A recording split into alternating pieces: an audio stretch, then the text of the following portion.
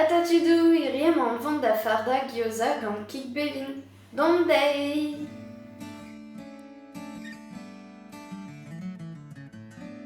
Red e vo deoc'h kaout, 200 gram hag hanter kant bleut, 5 ml varnugen dour, hag ul loyat vihan o lenn.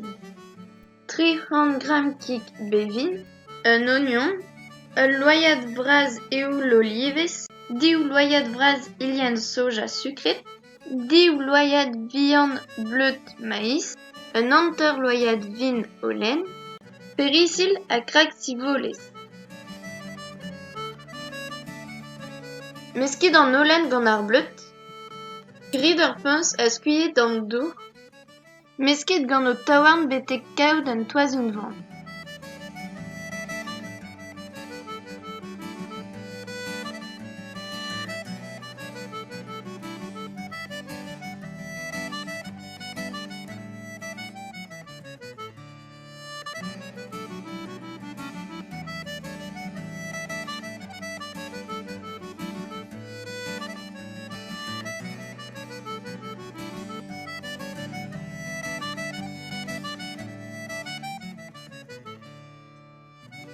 Dispartiet e daou an toaz, a rolit an daou d'an toaz.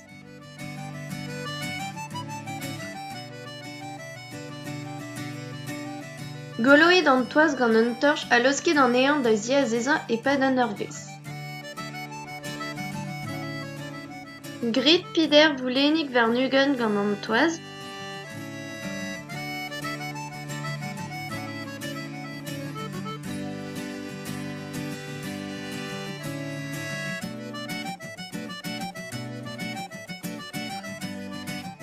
Florit an daol gant bleud maïs a led an it bep voulennig gant ur roll.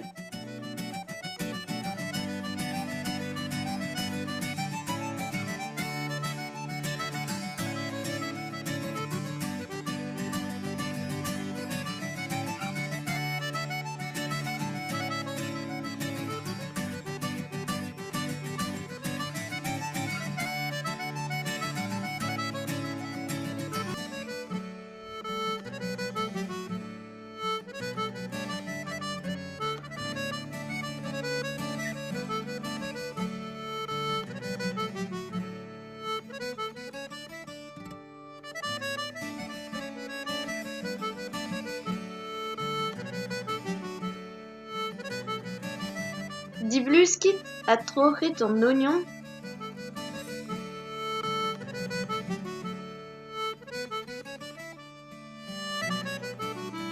Lakinnañ er frikerez, ouzhpennit krak sivolez, perisil, ar c'hig bevin, an olenn, ar bleud maïs, an ilienn soja sukret,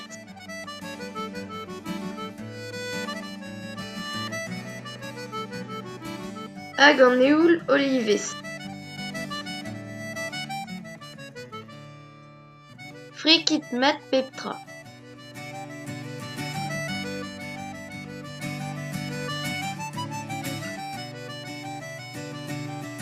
Lakit ar farz en ur volenn.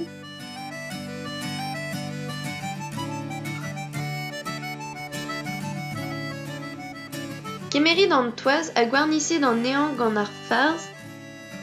Glebiet pordoù an toaz. Seurit ar geoza a pinsinnañ evit stumañ ar gwagenoù.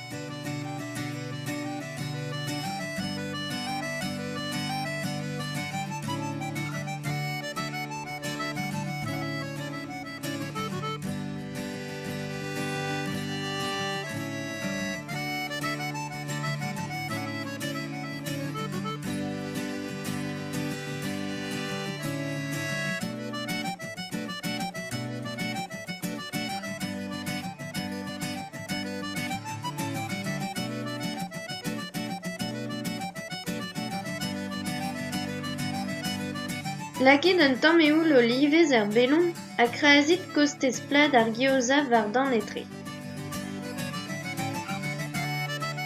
Spuliet un hanter verenat dour, goloit ar bellon a loskit da boaza betek ma vefe aet en aezen an do. Preste, galon digor!